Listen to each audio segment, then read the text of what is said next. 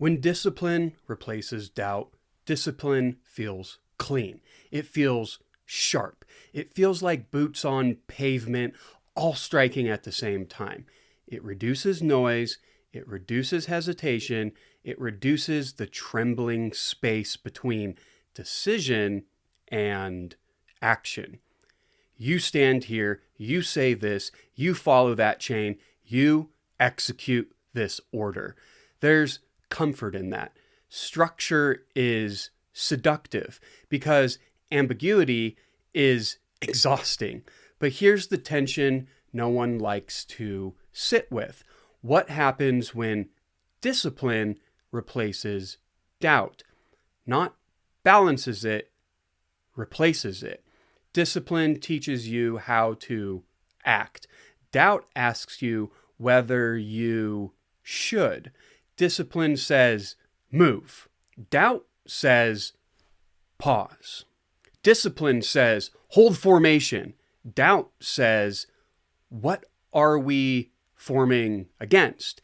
And if your environment rewards speed over reflection, obedience over questioning, certainty over nuance, doubt begins to feel like weakness, like betrayal, like contamination. But doubt is not disorder.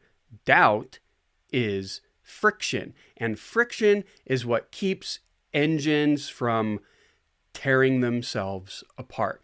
Without friction, everything runs hot, fast, unstoppable, and then catastrophic. Highly structured systems shape identity. You wear the uniform long enough, and it stops being fabric and starts being you.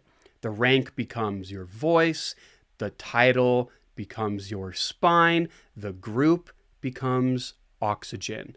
And when the group is threatened, you don't experience it as policy, you experience it as injury. This is identity fusion, where criticism of structure feels like criticism of self, where questioning the mission feels like self-erasure. And in that space, doubt doesn't just feel uncomfortable. It feels existential. Training builds competence. Repetition builds confidence. But confidence without reflection produces illusion.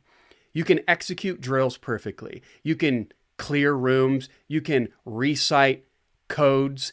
But drills are predictable. Reality is not. Reality has miscommunication, ego, media narratives, symbolic stakes, layered authority, and ambiguity. And ambiguity is where doubt matters most. Because when ambiguity enters a disciplined system that has suppressed doubt, everything starts to look like a threat. Everything starts to feel like a perimeter. Everything becomes something to defend. Speech becomes virtue. Cohesion becomes righteousness. Hesitation becomes disloyalty. And once you reach that point, you stop asking, is this proportional? And you start asking, am I aligned? Alignment is not morality. It's synchronization. And synchronization can escalate beautifully, tragically, efficiently.